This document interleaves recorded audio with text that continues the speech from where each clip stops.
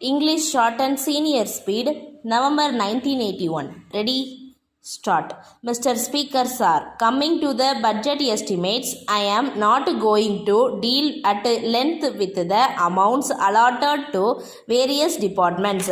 I shall deal only with the major policy of the government which should be adopted in future for the welfare of the state in the sphere of education, which could be put down under three categories, namely school education, college education and primary education. There is shortage of teachers even as we have with regard to food and cloth. It is the case so far as secondary grade trained teachers are concerned. In order that there may not be any shortage of teachers and to get over this situation, I suggest that the minimum salary for teachers should be raised from the present level. Along with the shortage of teachers, we also see there is insufficient equipment by way of building accommodation also. A suggestion has been made by some honorable members that the number of pupils to be managed by one teacher should be increased. I think the better course would be to introduce the shift system so that another shift of boys might also receive education without constructing new buildings. In a school building which can normally accommodate 1000 students, we can have 2000 students without constructing new buildings. I made mention of this to the Honorable Minister for Education also, and I hope he will give his consideration to it. If that is adopted, we need not bother about the constructions of new buildings immediately. Of course, for permanent institutions, we can construct buildings according to the convenience of the finance of the government. It may also be noted that the shift system in the matter of education is being adopted in some Western countries also. I wish to say a word about land revenue and agriculture. The river Kaveri is running through my district, Coimbatore, Tiruchi and some other districts. There you have forest lands. Several departmental officers have recommended that these lands may be converted into wetlands. It is capable of producing fine paddy every season. There will be no need for the grant of any subsidy. If you only dig 4 or 5 feet, you are able to get fine water very easily. I strongly recommend to government that this may be considered immediately so that more than 10,000 acres may be brought under cultivation as wetlands.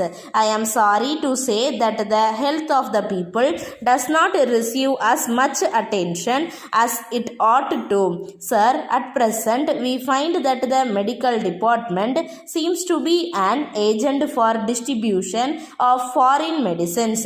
They recommend foreign medicines to everybody without taking into consideration their capacity to buy. I do not blame them for it. I do not mean to suggest that the Western system of medicine is bad. We can have that system for certain special branches of treatment. For general medical treatment, people can adopt our own Indian systems, which will be more useful and economical than foreign medicines and will be suited to conditions in our state. So far as food is concerned, whatever inducement you may offer by way of bonus to speed up procurement, it does not solve the question of food. We must see that we are self-sufficient in the matter of food and we should not go about seeking food later on. The Honorable Minister for Agriculture said that we are now living in better times. I think it is only in better times that we should concentrate our attention on the achievement of quick results. Letter dated 28th May 1981 from the General Secretary, All India Electrical Goods Dealers Association, Madras, to the Honorable Minister for Commerce, Government of India, New Delhi. Sir, we would like to bring the following to the kind attention of the Government of India for sympathetic consideration and favorable action.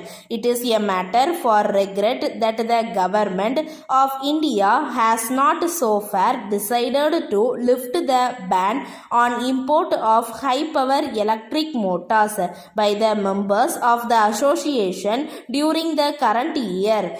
In spite of several representations made by the association, we feel sorry to inform you that no favorable orders have so far been issued in the matter. It may be pointed out in this connection that local production of this machinery is found to be quite inadequate from time to time. Hence, we are of the firm opinion that there is no other alternative to allow import of this machinery in order to meet the increasing demand and to bring down the prices.